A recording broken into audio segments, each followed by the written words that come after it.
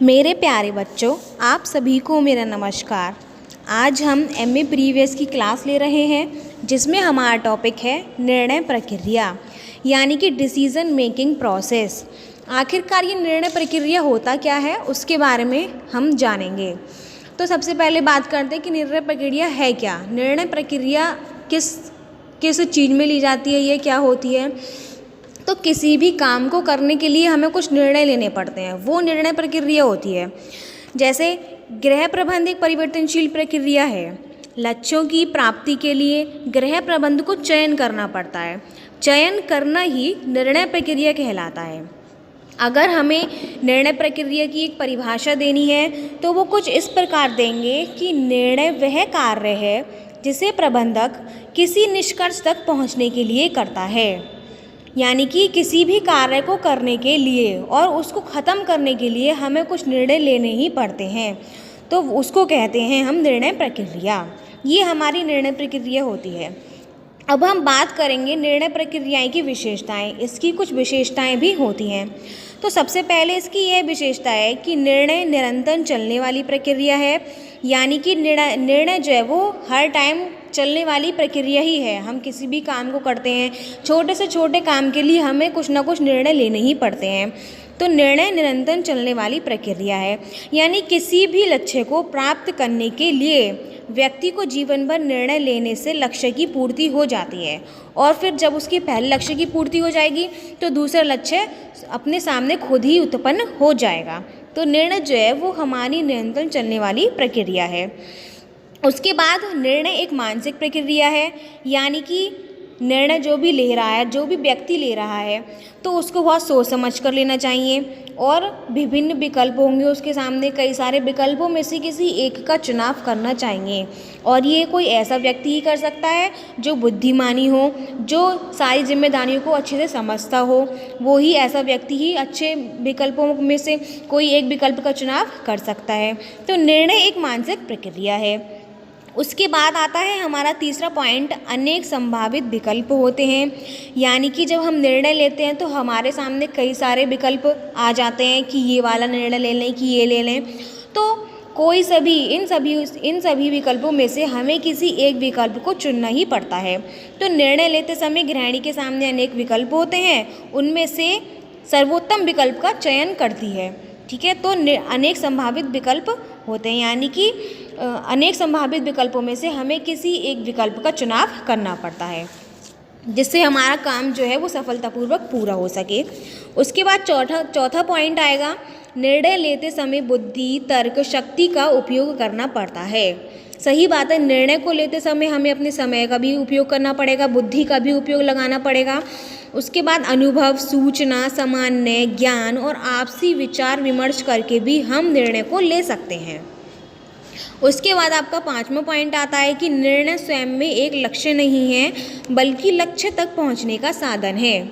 सही बात है, जब तक हमारे पास कोई लक्ष्य नहीं होगा तब तक हम कोई निर्णय भी नहीं ले सकते हैं, या कोई काम नहीं होगा तो हम उस पर कोई निर्णय भी नहीं ले सकते हैं कि हमें कैसे क्या करना है। जब तक हमारा कोई लक्ष्य होगा कि हमारा ये लक्ष्य है, हमें ये पूरा करना है, तो उस पर हम निर्णय भी ले सकते हैं। इसलिए लक्ष्य को प्राप्त करने के लिए हमें निर्णय भी लेने पड़ते हैं। उसके बाद आपका छठा पॉइंट आता है कि निर्णय लेने की प्रत्येक प्रक्रिया में मूल्यांकन करना भी जरूरी है। यानी कि इसमें कई विकल्पों में से सर्वश्रेष्ठ विकल्प का चयन करना पड़ता है। यानी कि ये है कि कई सारे विकल्पों में से हमें कोई एक सही विकल्प को चुनना पड़ता है, और निर्णय का परिणाम मूल्यांकन करके दूसरे परिणामों से उसकी तुलना की जाती है। हमारे जो भी पहले के परिणाम हैं उससे तुलना करके मूल्यांकन को निकाला जाता है कि हमने जो निर्णय लिया है वो कितना सही है, किस हद तक हमें उसमें सफलता प्राप्त हुई, यह देखते हैं। उसके बाद निर्णय में समय तत्व का विशेष महत्व होता है। यानी समय, परिस्थिति, कार्य के स्वरूप आदि में परिवर्तन आने पर निर्णय भी बदल जाते हैं। सही बात है, कोई भी समय होता है, हमारी कैसी परिस्थिति है घर की, उसको देखकर भी हमें निर्णय को बदलना पड़ जाता है। तो निर्णय समय के अनुसार बदलते रहते हैं। उसके बाद निर्णय प्रक्रिया का एक उद्देश्य, इसकी एक विशेषता यह भी है कि निर्णय का उद्देश्य होता है, यह किसी न किसी लक्ष्य और उद्देश्य की प्राप्ति के लिए ही होते हैं। सही बात है, निर्णय हमारे कोई से भी उद्देश्य, हमारा कोई भी लक्ष्य है, उसकी प्राप्ति के लिए ही निर्णय को हम लेते हैं कि हम अपना कोई लक्ष्य प्राप्त कर सके, इसलिए हमें निर्णय को लेना बहुत ही आवश्यक हो जाता है। उसके बाद आपका पॉइंट आता है, निर्णय में बुद्धिमानी का होना अनिवार्य है। सही बात है, निर्णय ऐसी व्यक्ति ही ले जो बुद्धिमानी हो, जिसमें समझदारी हो।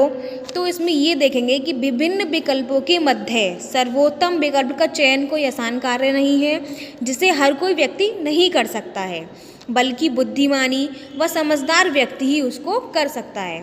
तो निर्णय में बुद्धिमानी का होना बहुत ही अनिवार्य काम है। तो ये इसकी सारी विशेषताएं थी। अब हम बात करेंगे निर्णय के प्रकार, कि निर्णय कितने प्रकार के होते हैं। निर्णय हमारे 5 प्रकार के होते हैं। सबसे पहला जो पॉइंट है वो है व्यक्तिगत निर्णय, यानी कि पर्सनल डिसीज़न। तो ये है कि व्यक्तिगत निर्णय उसको कहते हैं कि वह निर्णय जो परिवार का केवल एक ही सदस्य लेता है, जिसमें सिर्फ निर्णय लेने वाला व्यक्ति ही प्रभावित होता है, वो व्यक्तिगत निर्णय कहलाता है। जिसमें सिर्फ एक ही परिवार का सदस्य निर्णय लेता है, वो व्यक्तिगत निर्णय होता है। व्यक्तिगत कार्य हेतु दैनिक दिनचर्या से संबंधित समस्याओं का निर्णय वह स्वयं लेता है। इसमें अन्य सदस्यों के सुझाव या विचार विमर्श की कोई भी आवश्यकता नहीं होती है, क्योंकि उसको परिवार का सिर्फ एक ही व्यक्ति निर्णय ले रहा है। तो ये हमारा व्यक्तिगत निर्णय होता है। जो ऐसा निर्णय जो सिर्फ परिवार का एक ही सदस्य लेता है, वो व्यक्तिगत निर्णय होता है। उसके बाद हम बात करेंगे सामूहिक निर्णय। सामूहिक निर्णय वे निर्णय हैं जो परिवार के सदस्य किसी भी समस्या को हल करने के लिए आपस में विचार विमर्श करके उसकी सहमति करते हैं, वो सामूहिक निर्णय होता है। यानी कि एक ग्रुप में विचार विमर्श करके निर्णय को लेना, वो सामूहिक निर्णय होता है। जैसे घर में कोई कार्यक्रम करना है, या किसी का विभाग करना है, या कोई वस्तु को खरीदना है, वो हमारे सामूहिक निर्णय के अंतर्गत आते हैं। उसके बाद आता है तीसरा पॉइंट, आपातकालीन निर्णय, यानी कि जिन निर्णयों की पूर्व कल्पना नहीं होती या ऐसे निर्णय जो अचानक लेने पड़ते हैं, वो आपातकालीन निर्णय कहलाते हैं। ऐसे निर्णय के लिए पर्याप्त समय और सोच की आवश्यकता होती है। आपातकालीन निर्णय वो होते हैं जो अचानक ही लेने पड़ जाते हैं, उसको आपातकालीन निर्णय बोलते हैं। उसके बाद हमारा चौथा पॉइंट जो है वो नैतिक निर्णय है, यानी कि ऐसे निर्णय दिन प्रतिदिन की क्रियाओं से संबंधित होते हैं व पुनः दोहराए जाते हैं। जैसे घर का नियमित कोई कार्य है या बच्चों की पढ़ाई लिखाई है, जो हमारे दिन प्रतिदिन में होते रहते हैं काम, वो नैतिक निर्णय में आते हैं। उसके बाद आता है आपका दीर्घकालीन निर्णय, यानी कि लंबे समय तक चलने वाला निर्णय, उसको दीर्घकालीन निर्णय बोलते हैं। जैसे कि दीर्घकालीन निर्णय के अंतर्गत आपका गृह का निर्माण आ जाएगा, घर बनाना आ जाएगा, बच्चों के अध्ययन के लिए विषय का चुनाव करना, या फिर अपने व्यवसाय को देखना, वो सारी चीज़ें दीर्घकालीन निर्णय के अंतर्गत आ जाती हैं। तो ये आपके निर्णय के प्रकार थे। अब हम बात करेंगे निर्णय प्रक्रिया के कुछ मुख्य चरण भी होते हैं। इसके मुख्य चरण जो हमारे हैं वो 5 प्रकार के होते हैं। सबसे पहला इसका जो चरण है वो है समस्या की व्याख्या। तो समस्या की व्याख्या होती क्या है, इसमें क्या चीज़ आएगी आप वो देख लें। तो पहली हेडिंग जो है वो इसकी समस्या की व्याख्या है, यानी कि निर्णय प्रक्रिया का सबसे पहला कदम यह होगा कि समस्या की स्पष्ट रूप से व्याख्या कर ली जाए। हमारी जो भी समस्या है उसको पहले स्पष्ट रूप से समझ लिया जाए कि वो समस्या है क्या। उसके बाद गृह प्रबंध को समस्या के बारे में पूर्ण ज्ञान प्राप्त कर लेना चाहिए, यानी कि जो भी हमारा गृह प्रबंध है, जो भी समस्या को देख रहा है, उसको सारी जानकारी भी प्राप्त कर लेनी चाहिए। और समस्या के उत्पन्न कारणों का भी पता लगाना चाहिए कि वो समस्या हमारी कैसे पैदा हो रही है। उसके बाद उसकी जांच करनी चाहिए। समस्या का आभास होने पर उसे सही रूप से समझने और परिभाषित करने का प्रयास भी हमें करना चाहिए। समस्या को समझने की जो है वो कोशिश करनी चाहिए कि वो समस्या पैदा कैसे हो रही है, वो आपकी होती है समस्या की व्याख्या। उसके बाद आता है विकल्पों की खोज, यानी कि विकल्पों की खोज करना। समस्या का विश्लेषण करने के बाद, यानी कि समस्या की व्याख्या देने के बाद उसके विकल्पों की खोज भी करनी पड़ती है। जैसे विकल्पों की खोज अगर ना की गई तो निर्णय प्रक्रिया कभी भी पूरी नहीं होगी हमारी। इसलिए समस्या का स्पष्ट रूप प्राप्त करने के लिए हमें विभिन्न विकल्पों पर विचार करना बहुत ही आवश्यक हो जाता है। निर्णय लेते समय हमें कई सारे विकल्पों को भी ध्यान में रखकर अपने निर्णय को लेना चाहिए। उसके बाद आता है विकल्प पर विचार विनिमय या मूल्यांकन करना। यानी कि ये है कि विकल्पों की संपूर्ण कार्य योजना पर परिकल्पना करता है। जो भी व्यक्ति निर्णय ले रहा है वो परिकल्पना करता है, वो सोचता है कि अपने कार्य योजनाओं को सोचता है। प्रत्येक समाधान के गुणों और दोष की परिकल्पना करता है कि उसका क्या परिणाम होगा।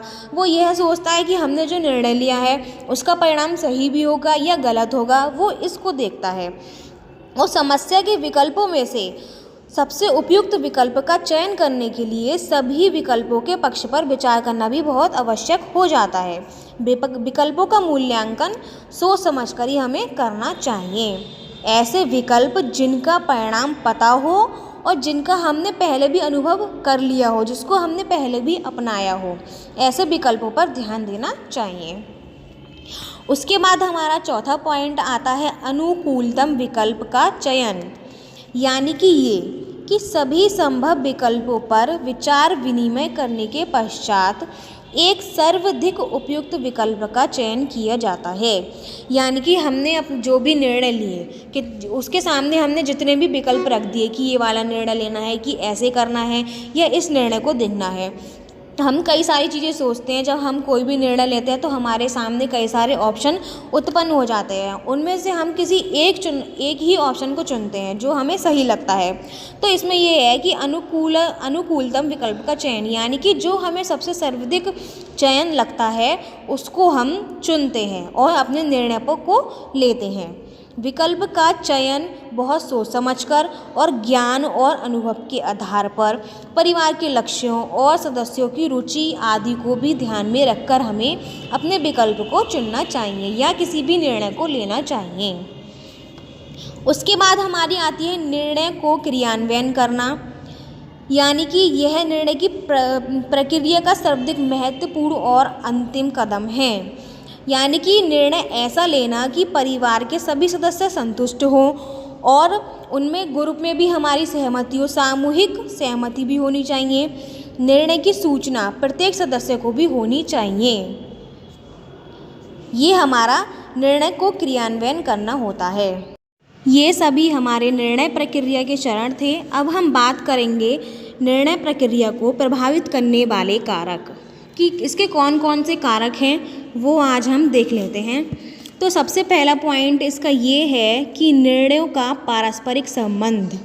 यानी कि कुछ निर्णय बड़े होते हैं और कुछ निर्णय हमारे छोटे होते हैं। निर्णय जितना अधिक बड़ा और महत्वपूर्ण होगा उसका भावी निर्णयों पर उतना ही अधिक प्रभाव पड़ेगा। प्रारंभ में जो पाठ्यक्रम विद्यालय व्यवस्था में अपना लिया है वह आगामी अध्ययन के लिए चुनना पड़ता है और उसी के अनुसार हमें व्यवसाय का चयन भी करना पड़ता है। इस प्रकार एक निर्णय दूसरे को और दूसरे तथा तीसरे को प्रभावित करता है। यानी कि ये है कि निर्णयों का संबंध जो है वो पारस्परिक होता रहता है। एक के बाद दूसरा आ गया, दूसरे के बाद तीसरा आ गया, तो ऐसे निर्णय आपस में संबंधित होते रहते हैं। उसके बाद हमारा दूसरा पॉइंट जो है वो ज्ञान है। ज्ञान का मतलब यानी कि ये है कि विभिन्न विकल्पों की खोज और उनके चुनाव व उनकी संभावनाओं के बारे में जानकारी प्राप्त करने के लिए प्राप्त ज्ञान की आवश्यकता होती है। यानी कि हम जिस भी कार्य या लक्ष्य या किसी उद्देश्य पर निर्णय ले रहे हैं तो उसके बारे में हमें विभिन्न विकल्पों की खोज भी करनी पड़ेगी, उसके बारे में हमें ज्ञान भी होना चाहिए, उसका बहुत अनुभव भी होना चाहिए। तो ये सारी जानकारी भी हमें निर्णय प्रक्रिया में होनी चाहिए। उसके बाद आता है हमारा मूल्य में यानी ये है कि प्रत्येक व्यक्ति के अपने कुछ मूल्य होते हैं। व्यक्ति के जो भी मूल्य होते हैं उसी के आधार पर वो निर्णय को लेता है और साथ ही यह निर्णय भी व्यक्ति के मूल्य को क्रियान्वयन करते हैं। ये इसकी वैल्यू होती है, यानी कि वैल्यू, मूल्य का मतलब होता है वैल्यू, कि उसकी कोई वैल्यू होती है, वो कोई भी काम कर रहा है उस कार्य की वैल्यू होती है। व्यक्ति की जो भी कार्य मूल्य होता है, उसकी जो भी वैल्यू होती है, उसी के आधार पर वो अपने निर्णय को लेता है और अपने लक्ष्य तक पहुंचता है, वो हमारा मूल्य होता है। उसके बाद आता है पारिवारिक साधन। पारिवारिक साधन यानी कि ये कि प्रत्येक परिवार में उपलब्ध साधनों में विभिन्नता होती है। किसी परिवार में अधिक ज्ञान होता है और किसी परिवार में अधिक धन, किसी परिवार के सभी सदस्य बलवान व स्वस्थ हो जाते हैं और किसी अन्य परिवार में कमजोर व अस्वस्थ भी हो जाते हैं।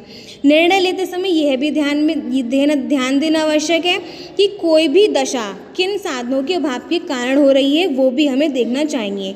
परिवार की स्थिति कैसी है, उसमें कौन कौन सदस्य हैं, क्या क्या रुचि है, ये सारी चीज़ें भी हमें उसमें देखनी चाहिए। उसके बाद आता है पारिवारिक सदस्यों की भूमिका, यानी कि ये कि जीवन की प्रक्रिया में व्यक्तियों को कई विभिन्न भूमिकाएं अदा करनी होती हैं, जैसे कि पुरुष पिता हो सकता है, या किसी क्लब का सदस्य हो सकता है, या कोई धार्मिक संस्था का सेवक हो सकता है। अब उसकी पत्नी कोई माता हो सकती है, या स्कूल की शिक्षिका हो सकती है, या अच्छी समाज सेविका हो सकती है। यह प्रत्येक भूमिका व्यक्ति के व्यवहार पर प्रभाव डालती हैं, निर्णय भी प्रभावित होता है इससे। उसके बाद आता है परिवार के सदस्यों की महत्वाकांक्षाएं, यानी कि ये कि प्रत्येक व्यक्ति की कुछ भी महत्वाकांक्षाएं होती हैं, कुछ भी उसकी एम्बिशंस होता है, कुछ भी उसका लक्ष्य होता है। तो एक विश्वविद्यालय का छात्र संगठन का अध्यक्ष बनना चाहता है, जबकि उसके माता पिता चाहते हैं कि वह कक्षा में मन लगाकर पढ़ाई करे, कुछ अपना बने, कुछ आगे उसको स्थान प्राप्त हो। पिता और पुत्र की महत्वाकांक्षाएं भी उसके निर्णय को प्रभावित करती हैं। उसके बाद हमारा आता है कि पारिवारिक संस्कृति। भिन्न भिन्न स्थानों के परिवार की भिन्न भिन्न संस्कृति होती हैं। अधिकतम निर्णय परिवार की संस्कृति पर भी लिए जाते हैं। उसके बाद हमारा अगला पॉइंट है उपलब्ध वस्तुओं के बारे में विभिन्नता, यानी कि उपलब्ध वस्तुओं के बारे में हमें जानकारी भी होनी चाहिए। हम जो भी वस्तु को खरीद रहे हैं या जिस भी वस्तु को देख रहे हैं, सुन रहे हैं, उसके बारे में हमें जानकारी भी प्राप्त होनी चाहिए। जैसे कि मुख्य हमारे साधन जैसे ये हैं, टेलीविज़न हो गया, रेडियो है, पोस्टर है, समाचार पत्र हैं। वस्तु खरीदते समय इन सभी बातों का भी हमें चयन करना चाहिए, उसकी जानकारी भी होनी चाहिए। उसके बाद हमारा अगला पॉइंट आता है पारिवारिक विशेषताएं। पारिवारिक विशेषताएं जैसे विभिन्न तत्व, जैसे परिवार का आकार हो गया, पारिवारिक जीवन चक्र की अवस्था हो गई, माता पिता की शिक्षा, उसका व्यवसाय हो गया, घर में रहने की स्थिति हो गई, परिवार का धर्म आदि कई निर्णयों पर अपना महत्वपूर्ण प्रभाव भी डालते हैं।